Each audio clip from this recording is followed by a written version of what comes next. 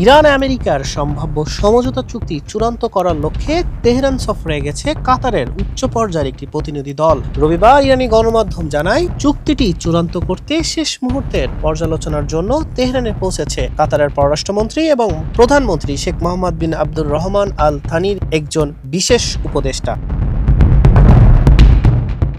আল থানির এই উপদেষ্টার নেতৃত্বে এই কূটনৈতিক মিশনটি ইরানি কর্মকর্তাদের সাথে শেষ মুহূর্তের গুরুত্বপূর্ণ আলোচনায় বসেছে। ইরানের রাষ্ট্রীয় গণমাধ্যম জানিয়েছে, ওয়াশিংটন প্রশাসনের সাথে সমন্বয় করে চলমান কূটনৈতিক প্রক্রিয়ার সর্বশেষ পরিস্থিতি এবং খসড়া সমঝোতা স্মারক পর্যালোচনা করতেই কাতারি প্রতিনিধি দলের এই জরুরি সফর। গত কয়েক মাসের রক্তক্ষয়ী সংঘাতের পর কাতারি প্রতিনিধি দলের এই সফরকে দুই দেশের বরফ গলানোর চূড়ান্ত চেষ্টা হিসেবেও দেখছেন বিশ্লেষকরা। এদিকে প্রেসিডেন্ট আজ রবিবার চুক্তি সম্পন্ন হবে বলে জানালেও তেহরান এখনো চূড়ান্ত সিদ্ধান্ত নেয়নি। সময় নিয়ে আপত্তি জানিয়ে তেহরান বলছে, সম্ভাব্য চুক্তির দ্রুত সম্পন্নের কাছাকাছি হলেও এখনো সময় নির্দিষ্ট হয়নি।